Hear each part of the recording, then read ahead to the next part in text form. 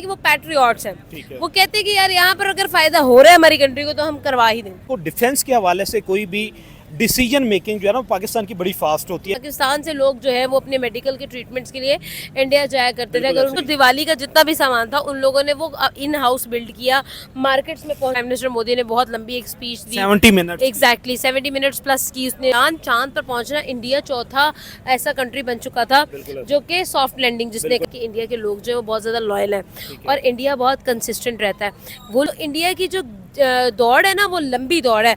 अब इस चीज़ में इंडिया की दौड़ ये नहीं है कि हमने 10 रुपये बचाना है या 20 रुपये बचाना है। इंडिया की दौड़ ये है कि हम 5वीं बड़ी इकॉनमी, हमने देखे तेजस तैयारा जो है उनका वो कितना फेमस है। और दूसरी साइड पे अगर देखा जाए तो दोस्तों सबसे बड़ी खबर ये है कि भारत की रिलायंस ग्रुप ऑफ इंडस्ट्रीज और रोल्स रॉयस के दरमियान एक एग्रीमेंट होने जा रहा है जो कि इंडिया के फाइटर जेट यानी कि 5th जनरेशन फाइटर जेट की इंजन कंपोजिशन में बहुत बड़ा कदम होगा। क्योंकि पाकिस्तान हो जाए या इंडिया हो जाए 5th जनरेशन या 4.5 या 5.5 जनरेशन के जितने भी एयर जेट्स हैं, जितने भी फाइटर जेट्स हैं, उनके इंजन बाहर से मंगवाता है। लेकिन इंडिया जो है अपने इंजन जो हैं अपने 5th जनरेशन और 5.5 और 6 जनरेशन के जितने भी फाइटर जेट्स के इंजन हैं वो इंडिया में बनाने की तरफ उनका एक बहुत बड़ा कदम है और वो मेड इन इंडिया की तरफ जा रहे हैं। इससे पाकिस्तानी पब्लिक पे बात करते हैं कि ये जो एग्रीमेंट होने जा रहा है दोनों ग्रुप ऑफ इंडस्ट्रीज के दरमियान और दोनों डिफेंस में दोनों का बहुत बड़ा नाम है, इससे खित्ते के अमन पे और खित्ते की जो ताकत का तवाजुन है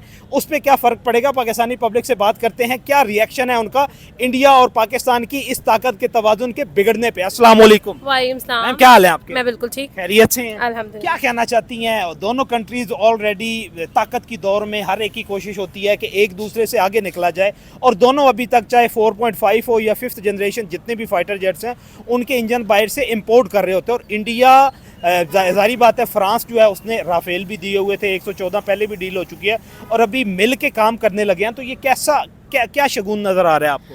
यार हमने रिसेंटली देखा इंडिपेंडेंस डे ऑफ इंडिया पे हम लोगों ने ये देखा कि भाई प्राइम मिनिस्टर मोदी ने बहुत लंबी एक स्पीच दी, 70 मिनट एग्जैक्टली 70 मिनट्स प्लस की उसने बात की और उसमें उन्होंने मेन जो मुद्दा था वो यही उठाया है कि हम लोग अपने फाइटर जेट्स को जो है ना वो इन हाउस बिल्ड करना शुरू कर देंगे। देखो यार वो अमेरिका से इम्पोर्ट कर रहे थे, वो लोग फ्रांस से इम्पोर्ट कर रहे थे। वो मैं आपकी बात काट रहा हूँ, मैं आपको बताता हूँ कि अभी जो SU-57 और F-35 उनके दरमियान अभी भी बड़ी जंग चल रही है। अमेरिका कहता है मैंने देना है, रशिया कहता है मेरे से लें, रशिया सस्ती कीमत, और वो ये कहते हैं कि हमने इसी आप ये टेम्परामेंट के यहाँ पे इंडिया में बनाया। एग्जैक्टली तो अब देखें तेजस तैयारा जो है उनका वो कितना फेमस है। और दूसरी साइड पे अगर देखा जाए तो पाकिस्तान, मैं आपको वही तो बात बताना चाह रही हूँ कि अभी आप लोगों को पहले सिविल स्टार SU-57E की ऑलरेडी रशिया के साथ 3-4 डील्स हो चुकी हैं। इसी बेस पर जो है प्यूटन विजिट भी करके गया है इंडिया का और उसमें भी मेन बात जो है वो फाइटर जेट्स की हुई थी। अगर देखा जाए तो इंडिया जो है इस चीज़ का कैपेबल भी है। बैक इन 2022 इंडिया ने एक जो है ना वो मोटिव उठाया था, मेड इन इंडिया को हमने प्रमोट करना है। उन्होंने सिनेमा से लेके हर एक चीज़ के अंदर उसको प्रमोट किया है। अब देखो जितनी आप अपनी एक्सपोर्ट्स को कम कर लोगे, ठीक है, आई डोंट नो, मैंने थोड़ा सा वो इम्पोर्ट्स को आप कम कर लोगे आप उतने ही ज़्यादा फायदे में रहोगे। अब इंडिया की दौड़ ये नहीं है कि हमने 10 रुपये बचाना है या 20 रुपये बचाना है। इंडिया की दौड़ ये है कि हम 5वीं बड़ी इकॉनमी, हमने तीसरे नंबर पे कैसे आना है, हमने चौथे और तीसरे को कैसे बीट करना है और फिर दूसरे और फर्स्ट को कैसे बीट करना है, ठीक है। तो इंडिया की जो दौड़ है ना वो लंबी दौड़ है। अब इस चीज़ के अंदर आप देखो ये जो प्रोजेक्ट है ये भी कहीं 2-4 साल का तो प्रोजेक्ट नहीं है ना, इसको बनाने में भी अभी जो रिसेंट सर्वे है कि नहीं कम से कम 11 साल तो लगेंगे, 2037 तक तो वो जाएंगे। लेकिन फिर भी अगर मैन्युफैक्चरिंग स्टार्ट हो जाती है तो फिर बाहर से पूरी दुनिया से आप गल्फ देख लें कि उनके पास कितना पैसा है, वो डॉलर्स में परचेजिंग करने के बजाय या रशियन करेंसी में या चाइनीज़ करेंसी में परचेजिंग करने के बजाय डोमेस्टिक लोअर करेंसी इंडिया के साथ वो ट्रेड करेंगे। देखो यार one of the best benefits जो इंडिया को हासिल होते हैं, आप एज कह लो कि इंडिया को मिलता है, वो ये है कि इंडिया के लोग जो है वो बहुत ज़्यादा लॉयल हैं और इंडिया बहुत कंसिस्टेंट रहता है।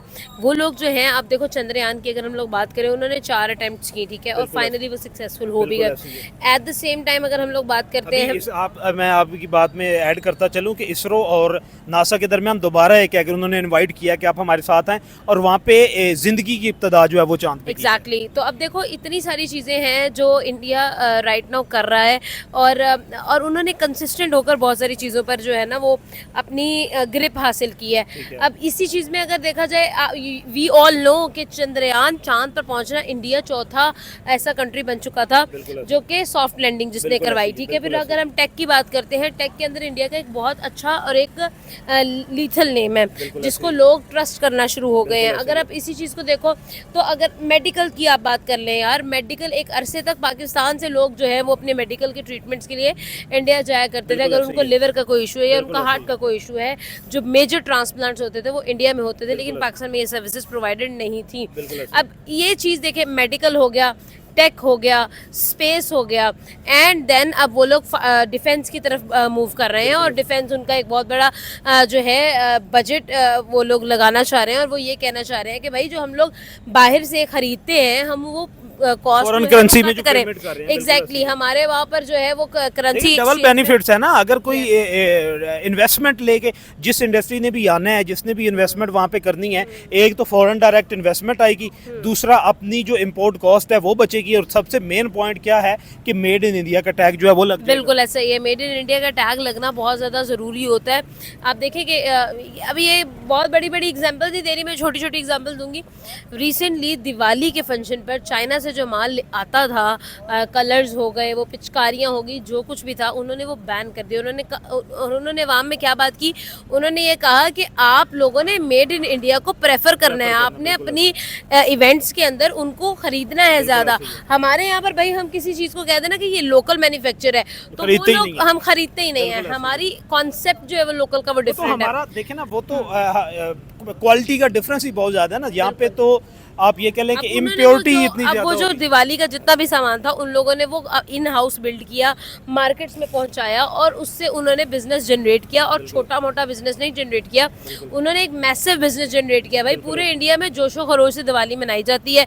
लोगों ने मेरे ख्याल में सवा अरब रुपए की खाली उनकी परचेजिंग जो है वो लोअर लेवल पे। एग्जैक्टली तो ये चीज़ है। अब देखो वो हर चीज़ में मेड इन इंडिया कर रहे हैं, वो अपनी चीज़ों को प्रमोट कर रहे हैं और ना सिर्फ अपनी कंट्री के अंदर प्रमोट कर रहे हैं बल्कि वो अपनी सराउंडिंग्स के अंदर भी उस चीज़ का मैसेज दे रहे हैं। और ये चीज़ उन लोगों को एक नॉर्मल कंट्री से, डेवलपिंग कंट्री से डेवलप्ड कंट्री की तरफ लेकर गई है। उनको 5वीं बड़ी इकोनॉमी पर उन्होंने खड़ा किया है। तो कुछ ऐसे ब्लंट डिसीजंस थे जो उन्होंने किए हैं, कुछ ऐसे स्ट्रेट फॉरवर्ड बातें थी जो उन्होंने की हैं। अब आप देखो, एक प्राइम मिनिस्टर मोदी का स्टेटमेंट आया था कि भाई आप मालदीव्स क्यों जाते हैं, आप लक्षद्वीप जाया करें अगर आपने टूरिज्म करना है। आपके वहाँ पर भी सेम इस तरह के आइलैंड्स हैं जिस तरह के हम वहाँ पे आपको मालदीव्स में मिलेंगे, तो आप अपनी कंट्री को प्रेफर करें। और कितना टूरिज्म लक्षद्वीप में जो है वो जनरेट किया गया सिर्फ एक स्टेटमेंट की वजह से। यार वहाँ पे अवाम जो है ना वो क्या कहते हैं, एग्जैक्टली आप ये कह लें कि वो पैट्रियट्स हैं। वो कहते हैं कि यार यहाँ पर अगर फायदा हो रहा है हमारी कंट्री को तो हम करवा ही दें। ठीक है। अच्छा, लास्ट ये है कि पाकिस्तान अभी देखें, फाइटर जेट्स की हमने स्टार्ट में जब बात की है, पाकिस्तान के पास C-10 है जिस पे रिसेंट जो हमारा स्टैंड ऑफ हुआ था इंडिया के साथ। अभी पाकिस्तान जो है वो C-35 की तरफ जा रहा है, जिस तरह के F-35 है, Su-57 है। और पाकिस्तान चाइना के साथ मिल के, पाकिस्तान कब तक चाइना के साथ मिल के ही बनाता रहेगा और पाकिस्तान मेड इन पाकिस्तान की तरफ कब जाएगा? देखिए इट्स अ लॉन्ग जर्नी। अगर इंडिया भी अगर आज जा रहा है, कह रहा है कि हम मेड इन इंडिया करेंगे, तो उन्होंने पहले they started with smaller things, उन्होंने छोटी छोटी चीज़ों पे पहले स्टार्ट किया and now they are moving towards the bigger perspectives. एक चीज़ है, मैं आपको बता दूं कि पाकिस्तान को डिफेंस के हवाले से कोई भी डिसीजन मेकिंग जो है ना पाकिस्तान की बड़ी फास्ट होती है, क्योंकि पाकिस्तान के डिफेंस के हवाले से जो सिविल गवर्नमेंट की इंटरवेंशन है वो बड़ी कम होती है। वहाँ पे सारे के सारे डिसीजन डिफेंस के हवाले से सिविल गवर्नमेंट ने लेते होते हैं। और टेम्परामेंट और माइंडसेट का डिफरेंस आपको पता है कि एक मिलिट्री पर्सोनल का और एक सिविल का पर्सोनल का, उसके दरमियान डिफरेंस तो बड़ा हेल ऑफ डिफरेंस होता है। बिल्कुल ऐसा है, डिफरेंस होता है, but at the same time Pakistan इस तरह मूव करता है तो पाकिस्तान जल्दी जाएगा। देखिए पाकिस्तान, मैं आपको वही तो बात बताना चाह रही हूँ कि अभी आप लोगों को पहले सिविल स्टार्ट करें, सिविल को स्टार्ट करना चाहिए to make things at that quality, at that point जहाँ पर आप अपनी लोकल को प्रमोट कर सको, ठीक है। आपकी लोकल पहले प्रमोट होगी। उन्होंने भी तो 2020 में स्टार्ट किया ना मेड इन इंडिया को, अब वो 2026 में 6 साल के बाद अगर, या प्रोबेबली उन्होंने काम उससे भी पहले शुरू किया। देखो ऐसा नहीं है, अगर इंडिया 5वीं बड़ी इकोनॉमी बना है तो वो ऐसा नहीं है कि एक ही साल में बन गया है। उन्होंने बहुत पहले से 1990 में उन्होंने लास्ट टाइम IMF से लोन लिया था लास्ट टाइम, और उसके बाद से अब वो यहाँ तक पहुंचे हैं। उन्होंने वो स्ट्रगल किया है 27 ईयर्स कि भाई हमने बाहर से हेल्प नहीं लेनी, हमने अपने आप को इतना स्ट्रॉन्ग करना है, अपने जोरे बाजू पर वो दम रखना है, व्हाटएवर यू कैन से। और उसके बाद उन्होंने वो चीज़ की है। हम लोगों को आज अगर हम शुरू करेंगे, हम 25 साल के बाद अपने रिजल्ट्स को एक्सपेक्ट करेंगे। ठीक है, ये थी पाकिस्तानी पब्लिक की राय। रिलायंस ग्रुप ऑफ इंडस्ट्रीज और रोल्स रॉयस के दरमियान जो एग्रीमेंट होने जा रहा है डिफेंस और made in India 5th generation engine जो हैं फाइटर जेट्स के, वो जो बनने जा रहे हैं। हमारी डिस्कशन आपने सुनी, आपने कमेंट सेक्शन में बताना है कैसी लगी है और क्या चीज़ें इसमें ऐड करने वाली हैं, प्लस और नेगेटिव पॉइंट्स आपने ज़रूर जो है वो मेंशन करने। मिलेंगे अगली वीडियो में। वस्सलाम।